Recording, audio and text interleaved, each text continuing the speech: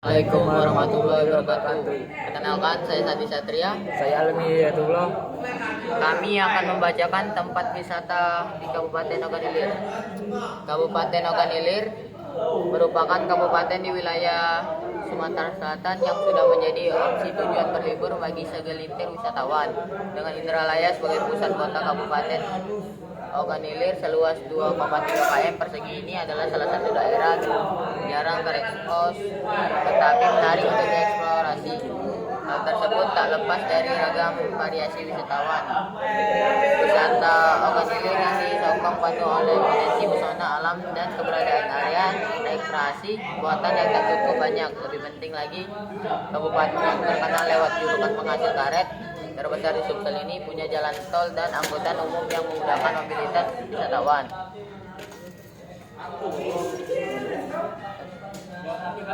Satu, Taman Pancasila. Terletak di pusat kota Indralaya, Taman Pancasila adalah taman hijau yang dibangun untuk menjaga ekosistem dan lingkungan alam perkotaan. Meski bukan taman bunga, tapi wisata buatan yang baru didirikan ini tetaplah menarik secara visual. Dilansir oleh Ogan Ilir, taman ini dihias dengan bermacam jenis bunga dan pepohonan hijau ini menjadi ikon kota Indralaya.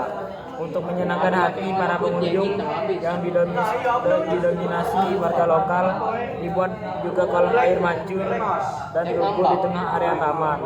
Sesuai namanya, memang ada sebuah monumen atau tugu berlambangkan burung Garuda serta 5 pilar Pancasila di taman yang juga sering disebut TPK Ogan Ilir ini. Pasca diresmikan, taman selalu dipadati warga, terutama pada sore hari di mana banyak warga asik bercengkrama dan warga dan Desa Wisata Pulau Semambu. Seperti diketahui, Ogan Ilir terkenal sebagai daerah perkebunan sawit dan karet. Namun sejak minat masyarakat untuk berlibur semakin meningkat, tak sedikit lahan perkebunan yang akhirnya dikembangkan untuk dijadikan sebagai objek wisata. Salah satu yang hits adalah Desa Wisata Pulau Semambu. Tempat ini mengusung konsep wisata edukasi atau agroturism yang dipadankan dengan destinasi outbound. Jadi, selain bisa menambah wawasan soal pertanian, pengunjung dapat mencoba bermain wahana flying fox. 3. Tanjung Senai. Sebetulnya Tanjung Senai adalah kompleks perkantoran pemerintah mencakup Kesra, DPRD, Bapeda, Dispar dan lainnya. Akan tetapi penataan perkantoran yang rapi dan lokasi yang asri membuat kompleks ini punya pesona tersendiri. Pada musim hujan akan muncul beberapa kolam air menyerupai danau kecil atau rawa di kompleks tersebut. Ditambah lagi dengan akses masuk yang tidak dibatasi membuat warga bebas berduyun-duyun datang ke objek wisata di Ogan Ilir ini. Spot favorit pengunjung adalah danau kecil yang menyajikan panorama alam dan asri. Ada juga jembatan wisata di Tanjung Putus dengan arsitektur unik yang melintang di atas rawa. Setiap hari libur akan ada perdagangan makanan dan minuman di sini, sehingga para wisatawan bisa jajan sembari menikmati pesona yang tersaji. 4. Pantai Supi. Beberapa tahun lalu, pantai di Ogan Ilir yang terletak di bantaran Sungai Ogan ini mendadak ramai dikunjungi wisatawan setelah didata oleh warga desa Sungai Pinang. Pun sampai sekarang, Pantai Supi masih menjadi favorit para penikmat alam. Pantai ini tidaklah seperti pantai di Sumatera Selatan pada umumnya. Sebab jika ditelusuri objek wisatawan tersebut justru berada di kawasan bantaran sungai dan bukan seperti pantai yang di pinggir laut. Jadi saat berjalan-jalan ke sini jangan berharap bisa melihat terumbu karang, ikan warna-warni, kerang, dan lain-lain. Dengan tiket masuk 2.000 per orang, ada banyak keseruan yang bisa pengunjung lakukan saat liburan di Pantai Supi. Misalnya bermain di atas pasir yang berwarna putih kekuningan, berenang di perairan yang mendangkal, hingga berburu kuliner lezat. 5. Pantai Jodoh. Berlibur ke Ogan Ilir tak lengkap jika tak menyambangi Pantai Jodoh, sebuah bibir sungai yang menawan dengan pasir kecoklatan yang terhampar luas. Gelombang arus yang cukup tenang dan air bening di lokasi itu menambah rayap ikannya. Pantai Jodoh di Tanjung Raja ini berada persis di luar di jalur jalan lintas Sumatera. Kalau berangkat dari arah Indralaya, perjalanan menuju pantai hanya habiskan waktu sekira 33 menit atau 20,1 km saja. Selain menggunakan kendaraan pribadi, tersedia juga jumlah angkutan umum. Di balik namanya yang menggelitik, masyarakat lokal percaya jika pengunjung yang belum menikah datang ke tempat tersebut, maka akan enteng jodoh kemudian hari.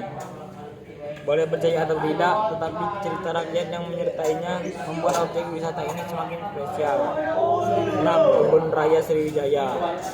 Wisata alam di Ogan Ilir ini memang sudah sangat populer di kalangan tertentu.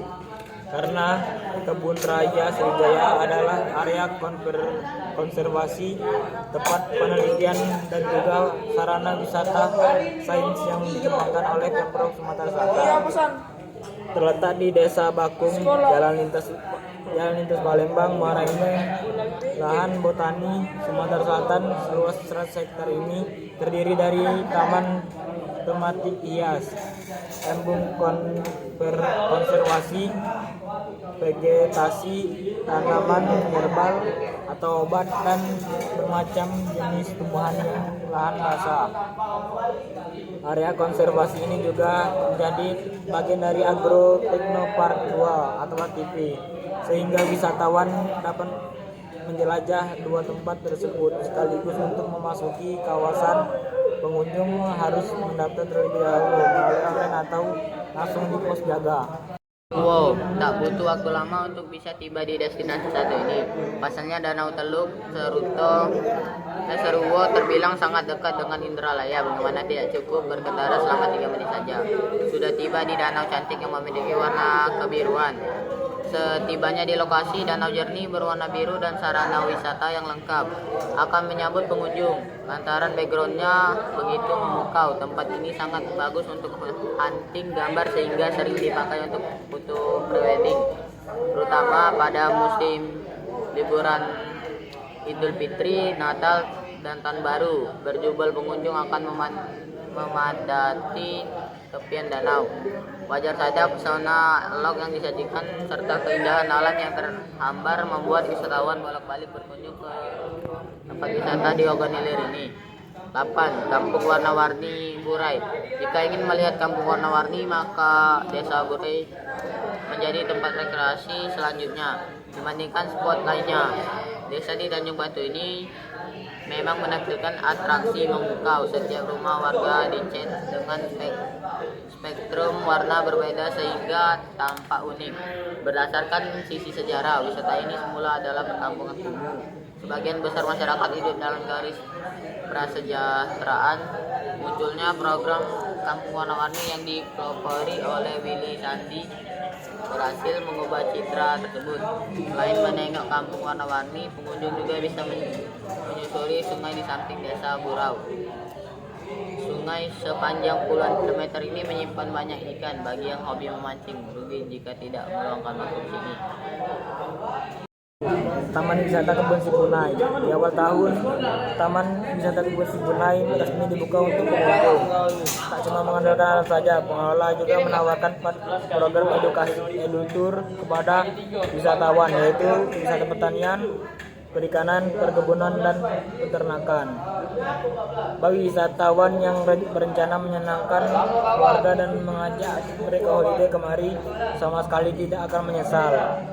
Karena semua fasilitas dan atraksi yang ditawarkan akan mendukung pengalaman berlibur serta membuat pikiran rileks dan segar kembali.